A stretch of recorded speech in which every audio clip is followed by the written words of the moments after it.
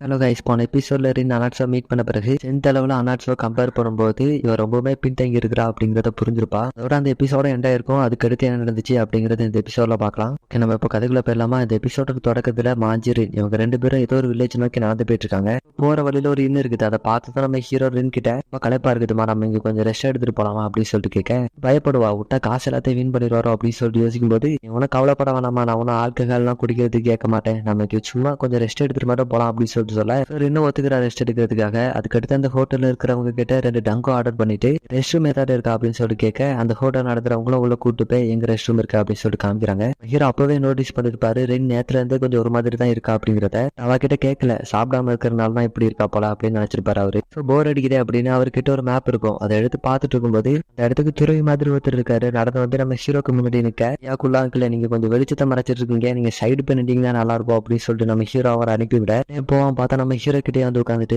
அது நல்லா இருக்குப்பா அப்படின்னு சொல்லுவான். இப்ப பாக்குறதுல என்னடா இன்ட்ரெஸ்ட் அப்படின்னு நம்ம ஹீரோ திருப்பி சொல்லும்போது மேப்ல எதுவும் இன்ட்ரெஸ்டிங்கா கிடையாது, ஆனா அதுல இருக்கக்கூடிய மார்க்கிங்ஸ் தான் எனக்கு இன்ட்ரெஸ்டிங்கா தெரியுது அப்படின்னு ஏதோ ஒன்று சொல்றான். என்னன்னா இப்ப இவங்க இருக்காங்கல்ல இந்த எடோ சிட்டி, அங்க இருக்கக்கூடிய இட்டோரியோ பிரான்ச், இட்டோரியோவால கைப்பற்றப்பட்ட டோஜோக்கள் இதெல்லாம் பார்த்து கரெக்டா மார்க் பண்ணி வச்சிருக்கீங்களே அப்படின்னு நம்ம பார்த்து சொல்லும்போது, ஆனா உன்ன சாதாரணமான மார்க் தான் நினைச்சான், உனக்கு நிறைய விஷயம் தெரிஞ்சிருக்கே அப்படின்னு நம்ம ஹீரோ கேட்கும்போது, 2 பேரும் யாரை தேடி போயிட்டு இருக்கீங்க அப்படிங்கிறது எனக்கு தெரியும், அவன் வந்து எங்க இருக்கான் அப்படிங்கறது எனக்கு தெரியும் அப்படின்னு சொல்லுவோம். ஹீரோ உடனே அவன் கழுத்துல கத்தி வச்சுட்டு யாராங்க அப்படின்னு சொல்லிட்டு கேட்க அவன் வந்து அவன் இன்ட்ரோடியூஸ் பண்ணிக்கிறான். என்னோட பேரு வந்து ஈக்கு சுசுமே, இட்டோரியோல நான் ஒரு சர்ச் பண்ணா இருக்கிறேன் அப்படின்னு சொல்லும்போது ஹீரோ வந்து கத்தியை திருப்ப எடுத்துட்டு, நான் உன்னை ஃபர்ஸ்ட் டைம் பார்க்கும்போது நினைச்சேன் நீ வந்து ஒரு மார்க்கா இருக்க மாட்டேன் அப்படின்னு, அவன் கிட்ட இருந்து நிறைய பெட் ஸ்மெல் அடிச்சது அப்படின்னு, அதாவது நிறைய பேர் அவன் கொலை பண்ணிருப்பான் அப்படின்னு தோணுதா சொல்ல, ஆனா அவனுக்கு இருக்கக்கூடிய இன்டென்ஷனை சொல்றான். ககேஷு அனாட்ஸோ வந்து அவனை கொலை பண்ணணுமா, அவனுடைய ஆம்பிஷன், அவன் இந்த ஸ்கூலை நடத்தி கொண்டு போகக்கூடிய விதம் எல்லாமே இவருக்கு பிடிக்கதான் செஞ்சிருக்கு. புதுசா ஒரு ஸ்டைல் கொண்டு வரும்போது பழைய டோஜோக்கெல்லாம் இவங்களை பார்த்து பயப்பட ஆரம்பிச்சிட்டாங்கன்னா, அதனால அனாட்ஸோவால அவனுடைய கோலை வந்து அச்சீவ் பண்ண முடியாது. அதுக்கான காரணம் அவன் வந்து இம்மார்டல் இல்லை அப்படின்னு சொல்றாரு. ஸோ அவன் நம்ம ஹீரோ கிட்ட நம்ம 2 பேரும் சேர்ந்து ஒர்க் பண்ணலாமா அப்படின்னு சொல்லிட்டு கேட்க ஹீரோக்கு புரியுது இவரை பத்தி இவனுக்கு ஏதோ தெரிஞ்சிருக்கு அப்படிங்கறதுனால,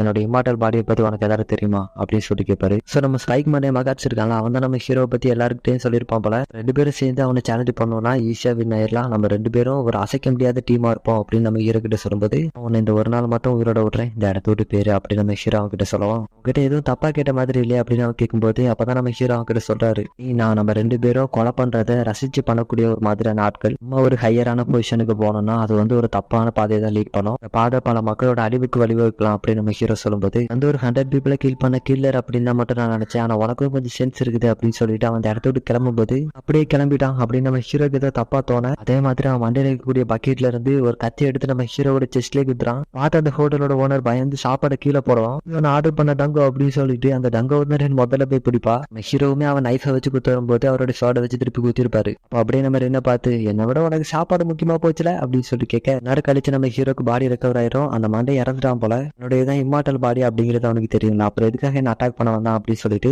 இருக்கும்போது கிறுக்கனா இருப்போம் போல அப்படின்னு சொல்லிட்டு அந்த ஹோட்டலோட ஓனர் கிட்ட கிளீன் பண்ற வேலையை நாங்க பாத்துக்கிறோம், நீங்க ஒன்னும் பயப்பட வேணாம் அப்படின்னு சொல்லுவோம். திடீர்னு அவங்க ஏதோ ஒன்று பார்த்து பயந்து ஓடுறாங்க. ரெண்டும் நம்ம ஹீரோ கூப்பிட்டு அங்க பாருங்க அப்படின்னு சொல்ல, என்னன்னு சொல்லி பார்த்தா இறந்துட்டே தான் நினைச்சேன். அந்த மண்டையில கொஞ்சம் கொஞ்சமா எந்திரிக்க ஆரம்பிக்கிறான். நான் அவங்ககிட்ட அப்பவே சொன்னேன்ல, நம்ம 2 பேரும் சேர்ந்தனா ஒரு நல்ல அண்டர்ஸ்டாண்டிங்குள்ள வரலாம் அப்படின்னு நம்ம ஹீரோ பார்த்து ஒரு மாதிரி சொல்ல, நீ அந்த கிழவியை மீட் பண்ணியாடா அப்படின்னு நம்ம ஹீரோ அவங்க கிட்ட கேட்கும்போது, இன்னைக்கு என்ன தோணுதுன்னா அந்த கிழவி இட்டோரியோ கூட சேர்ந்துட்டா அப்படின்னு சொல்லி யோசிப்பா. அவன் அதுக்கு என்ன சொல்றான்னா, அந்த இட்டோரியோ ஆரம்பிக்கிறதுக்கு முன்னாடி 200 வருடங்களுக்கு முன்னாடியே இருந்து இம்மார்டலா இருக்கிறேன் அப்படின்னு சொல்லும்போது, அடுத்து இவனுக்கு 5 வயசு 30 குழந்தைகள் கிட்ட இருந்ததாவும், எல்லாரையுமே கண்ண முன்னாடி ஒவ்வொருத்தரா இறந்து போக இவனால ஒண்ணுமே பண்ண முடியாம இருந்ததும், அடுத்து நம்ம ஹீரோ கிட்ட இந்த உலகத்துல எதுவுமே இம்மார்டல் கிடையாது, அதை இன்னைக்கு நைட்டு நீ புரிஞ்சுப்பா அப்படின்னு சொல்லிட்டு இந்த இடத்த விட்டு கிளம்பிட்டு நம்ம ஹீரோவோட செஸ்ட்ல கத்தி எடுத்து குத்திருப்பாங்க. அவரோட செஸ்ட்ல காயம் பட்டிருந்தல, அது வந்து ஹீல் ஆயிடுச்சு அப்படின்னு நினைச்சா இன்னுமே ஹீல் ஆகல. இதுல இருந்து மலமலன்றது வந்துட்டு இருக்கு, அது வந்து நிக்கிற மாதிரியே தெரியல. இதை நம்ம ஹீரோ ஒரு மாதிரி பாத்துட்டு இருக்கோம். அன்னைக்கு நைட்டு அவர் தங்கி இருக்கக்கூடிய ரூம்ல இருந்து அலற மாதிரி சவுண்ட் கேக்குது. என்னன்னு பார்த்தா அவர் உடம்புல இதுக்கு முன்னாடி பட்ட காயம் எல்லாம் ஓப்பன் ஆகி மலமலன் ரத்த வர ஆரம்பிக்குது. பாத்தரே நீங்க என்னதான் நடக்குது அப்படிங்கறதே புரியாம அலறிட்டு இருப்பா.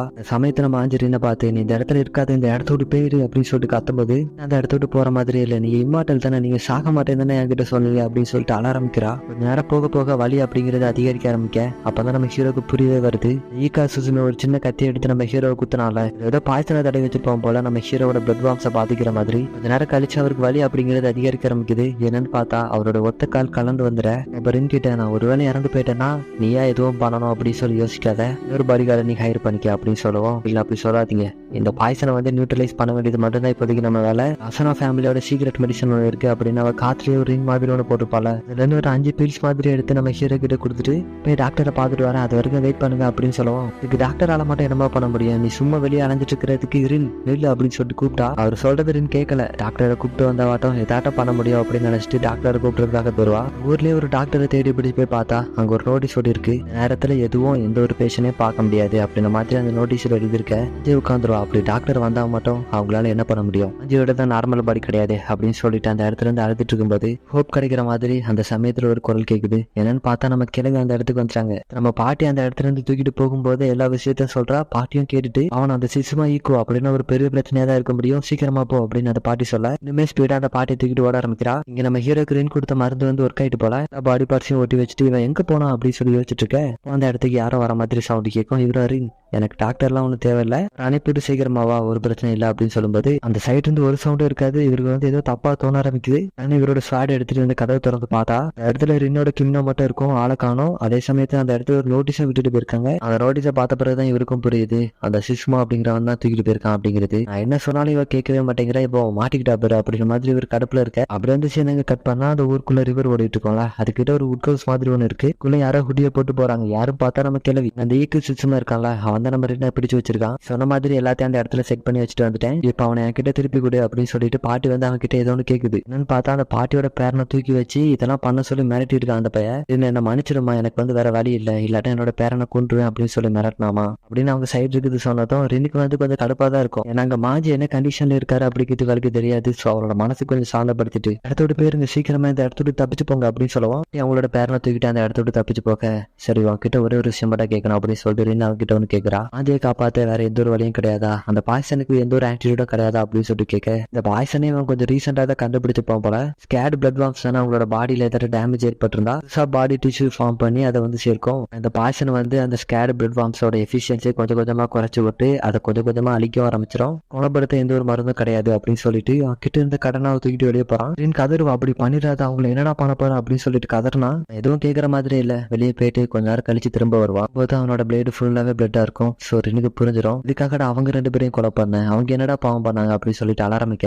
தெரிஞ்சுக்கணும்னு ஆசைப்பட்டனா நீ அதை புரிஞ்சுக்க அப்படின்னு சொல்லிட்டு நாக்குல அந்த கத்தி எடுத்து கீறிட்டு ஒரு விஷயம் சொல்ல ஆரம்பிக்கிறான். வந்து ஒரு போர்ல கலந்துகிட்டதா ஃபர்ஸ்ட் மென்ஷன் பண்ணால, அந்த போர்ல வந்து நிறைய பேர் இறந்து போனாங்களாம். இவனுக்கு க்ளோஸா உள்ளவங்க, அது மட்டும் இல்லாம இவனே பல 1000 பேரை கொலை பண்ணிருப்பேன் அப்படின்னு சொல்றான். இருந்த போதிலும் இவன் சப்போர்ட் பண்ணி ஒரு சைடு சண்டை போட்டாங்களா, அவங்க வந்து எனிமி கிட்ட சரண்டர் ஆக அவங்கள அந்த 2 சைடு இருந்தாங்கல்ல அவங்களுமே உடஞ்சு போறாங்களாம். அதே மாதிரி இவங்களோட ஃபேமிலியுமே கூட கொஞ்ச காலத்துல அவங்க 2 சைடுமே தோத்து ஒரு புழு மாதிரி போனதாகவும் ஒரு புழு மாதிரி வளர்ந்து வந்து ஒரு புழுவா தான் காணாம போவோம் அப்படின்னு சொல்ல அடுத்து அவனோட கையை கட் பண்ணிட்டு இந்த ரத்தத்தை குடி, இம்மார்டல் ஆகிறதுக்கான சான்ஸ் இருக்கு அப்படின்னு. இம்மார்டல் ஆயிட்டேன்னா உலகத்துல சாவு அப்படிங்கிறது மீனிங்லெஸ்ஸே இல்லாதது அப்படிங்கறத நீ புரிஞ்சுப்பேன். இந்த மாதிரி உன்னோட ரிவெஞ்ச் மேட்டர் உனக்கு ஈஸி ஆயிரும் அப்படின்னு கிட்ட சொல்லும்போது அவ்வளவுதான் அழுதுகிட்டே அந்த இதை ட்ரிங்க் பண்ணலாமா வேணாமா அப்படின்னு சொல்லி யோசிச்சுட்டுப்பா. சடனா அந்த டோரை உடச்சிக்கிட்டு ஒரு கத்தி அவன் கழுத்துக்கிட்டே வந்து குத்தோம். ஏன்னு பார்த்தா நம்ம ஹீரோவை பார்த்த உடனே ரெனுக்கு வந்து அவ்வளவு ஹாப்பியா இருக்கும். ஹாப்பினஸோட வெளிப்பாடா அவரை பார்த்து கதறி கதறி அழுவா. ஆனா ஒரு சின்ன பொண்ணு அள வச்சுட்டு இருக்கேன், நீலாம் ஒரு ஆம்படையாடா அப்படின்னு சொல்லிட்டு நம்ம ஹீரோ அவனை பார்த்து கேட்க வந்து ரின்னை கட்டி வச்சிருப்பாங்க. அதை கட் பண்ணும்போது நம்ம ஹீரோவை பார்த்து ஒன்று சொல்லுவான். ஏன்னா அவன் வந்து ஒரு இம்மார்டலா இருக்கும்போது அவனுக்கு நெருக்கமானவங்க எல்லாரும் அவன் கண்ணு மேலே இறந்து போறத வந்து பார்க்க வேண்டியது இருக்கும். அதனாலதான் அதே மாதிரியான ஒரு இம்மார்டலை தான் இத்தனை நாள் தேடிட்டு இருந்ததாவும் அது இப்ப எனக்கு கிடைச்சதாவும் சொல்ல,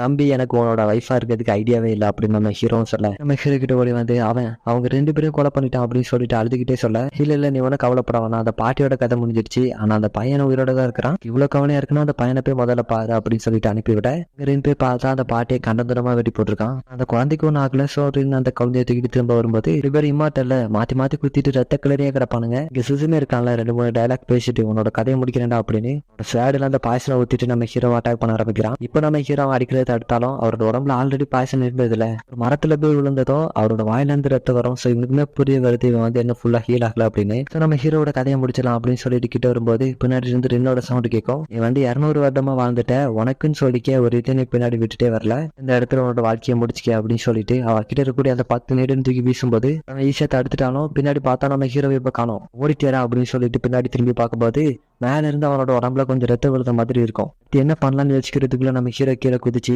அவனை 10 துண்டா வெட்டி போடுறாரு. அவனோட பாடி மட்டும் இருக்கும், அதை அப்படியே மரத்தை நட்டு வச்சுட்டு செத்து போடா அப்படின்னு சொல்ல அங்க இருந்து ரின் ஓடி வருவா. நீங்க உங்க பாடியை ரொம்ப புஷ் பண்ணிட்டீங்க அப்படின்னு. நீ முதல்ல காத்துக்குள்ள இருந்து காத்தாதமா அப்படின்னு நம்ம ஹீரோ சொல்லும்போது மேட சுசுமே என்ன உயிரோட தான் இருக்கான் போல. அவன் வந்து ரின் கிட்ட அந்த அனாட்ஸ் இருக்கான்ல, என்ன 15 நாட்குள்ள இருந்து காகா அப்படிங்கிற ஒரு இடத்துக்கு புறப்படுறான் அப்படின்னு சொல்லுவான். என்னன்னு சொல்லி கேட்டா என்னால இவ்வளவுதாமா சொல்ல முடியும் அப்படின்னு அவன் சொல்லும்போது, சாகிறதுக்கு முன்னாடி உன்கிட்ட இருந்து எனக்கு ஒரே ஒரு விஷயம் மட்டும் தான் கேட்கணும். இந்த லாஸ்ட் அட்டாக்க உன்னால முடிஞ்சா என்கிட்ட தப்பிச்சிருக்க முடியும், பட் எதுக்காக பண்ணல அப்படின்னு சொல்லிட்டு கேட்டா, இந்த பொண்ணு சொன்ன மாதிரி தான் எனக்கு ஒரு புழு மாதிரி வாழ்ந்து இந்த வாழ்க்கை அப்படிங்கிறது வெறுத்து போயிடுச்சு, ரொம்ப டயர்ட் ஆயிட்டேன் அப்படின்னு சொல்லிட்டு அவன் அந்த இடத்துல கண்ண மூட. ரின் வந்து இவ்வளவு இதை பார்த்துட்டால, அதனால நம்ம ஹீரோ கிட்ட ஒரு கொஸ்டின் கேட்கறா. அவனுடைய கோலை ரீச் பண்றதுக்கு முன்னாடி நம்ம சாகிறது ரொம்ப கொடூரமானதா, இல்ல நம்மளால அந்த கோலை ரீச் பண்ணவே முடியாது அப்படிங்கறது தெரிஞ்சு வாழ்றது ரொம்ப கொடூரமானதா அப்படின்னு சொல்லி ஒரு கொஸ்டின் கேட்க, நீ சாகிற வரைக்கும் உனக்கு தெரியாதுமா அப்படிங்கிற ஒரு பதிலோடய இந்த எபிசோட் வந்து இந்த இடத்துல எண்டாகுது. எப்படி கைஸ் இருந்துச்சு இந்த எபிசோட்? உங்களுக்கு பிடிச்சிருந்ததா? அப்படி பிடிச்சிருந்தா ஒரே ஒரு லைக் மட்டும் ட்ராப் பண்ணுறது. சரி, பை.